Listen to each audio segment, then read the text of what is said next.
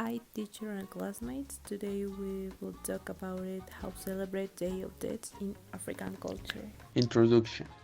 In some African cultures, visits to the graves of ancestors, the leaving of food and gifts, and the asking of protection are important parts of traditional rituals, especially before the beginning of hunting season.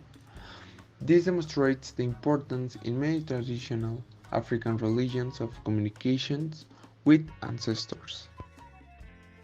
The Oda festival marks the return of the dead to visit the living in the northern Igbo villages of Nigeria. Lasting in some places from December until August, the festival has three distinct stages: the arrival of the Odo, their stay with the living, and their departure. The first stage is observed with ritual celebrations and festivities welcoming the returning spirits of the dead. Then there is a stretch of 6 or more during celebrations. The spirits of the dead interact with their living relatives and visit their ancestral homes. Their final departure is a very emotional affair since they will not return for 2 more years. This long festival is a celebration that requires extensive preparations and sacrifice for the community. Women are heavily involved in food preparations and performance as chorus members as well as audience. The creation of costumes and masks with plant fever, leaves, beads, feathers, and the development of music, groups, and plays are all done in a secret area outside of the central village. Here, the Odo performers reside and help train new initiatives to the cult. Tribal relatives from distant communities will renew their contact with their roots by spending long periods with their family while enjoying the dramatic presentation of the Odo characters. Transformation of the dead in Odo characters involve guttural speaking and large movements. The masks are often used like a crocodile mask of bamboo and cloth that is carried by several people. The eagle mask which towers over the crowd and is only used every 7 years, and the Onyekhulufa mask made entirely of grass. As in the world of the living, the dead are organized into a hierarchy with 6 categories: elderly, titled Odo, youthful, masculine Odo, female Odo, young and old types, child, infant Odo, spirit Odo, and animal Odo.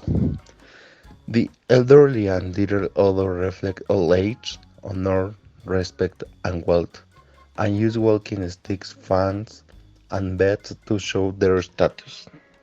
There are many youthful masculine characters because they are responsible for maintaining order during the show.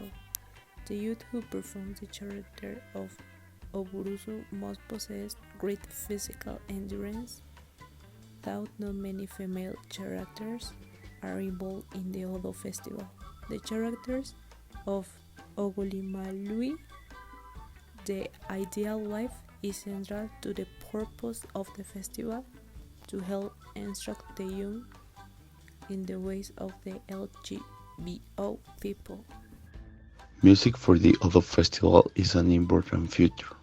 Other characters themselves play Obilenu music, which means that which lives above, because they play their xylophones, drums, and rattles on the upper floors of the Obilenu house, and their golden rollings melodies sound distant and delicate, coming from another world.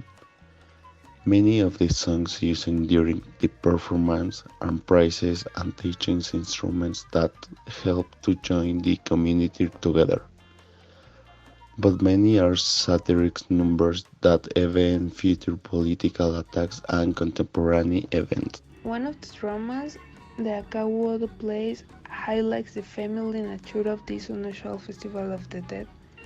After the entry of the chorus, who performs their song to the jubilant shouts of the carrot grounds in the afternoon, Ovolimalui dance for her husband Nsembo, who is greatly pleased with her. However, their son Akawo, who is known for her eagerness for women, sees a beautiful young maiden and runs after her, frightening her. Esembo has his son captured and brought back to their hut, but it is not until Ogolimalui scolds him that he realizes the seriousness of his hero. A final scene shows how Akawo has learned manly discipline and respect for the family.